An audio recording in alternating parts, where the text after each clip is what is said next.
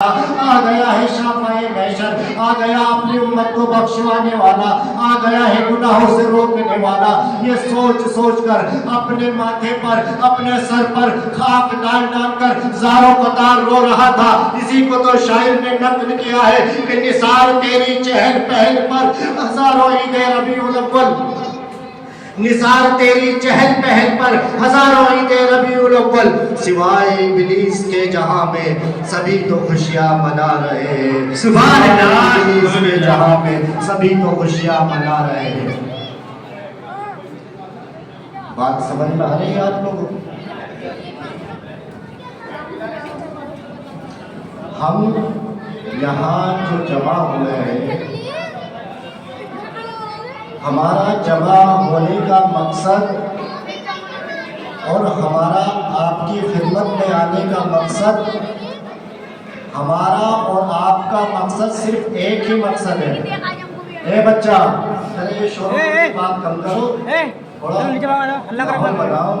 یہ کسی دنیا دار کی محفل نہیں ہے، دیندار کی محفل ہے، اللہ کے رسول صلی اللہ علیہ وسلم کی محفل ہے۔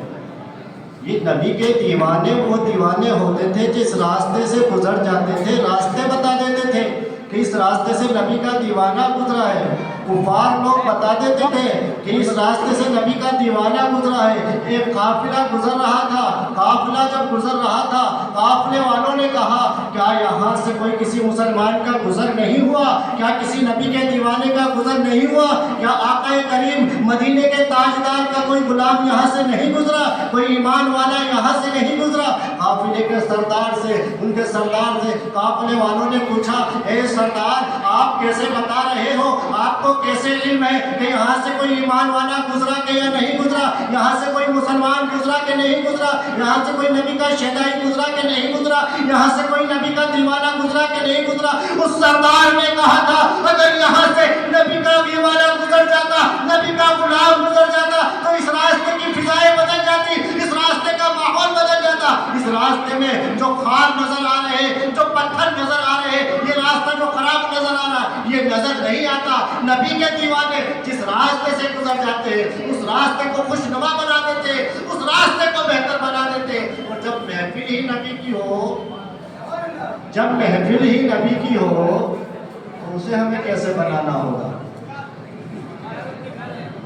بس چند لمحوں کے لیے آپ اپنی گفتگو کو ترک کر دیں اور متوجہ میری طرف ہو جائے۔ انشاءاللہ آپ سے دو چار بات کر کے انشاءاللہ آپ کے بیچ سے رخصت ہو جاؤں گا۔ صرف دو چار باتیں آپ کو بتانی ہے۔ اللہ کی بارگاہ میں دعا ہے کہ جو باتیں میں آپ کو بتاؤں اللہ تبارک و تعالیٰ مجھے کہنے اور آپ کو سننے کا اس کا اجر عطا فرمائے، اور اللہ تبارک و تعالیٰ ہمیں اور آپ کو عمل کی توفیق عطا فرمائے۔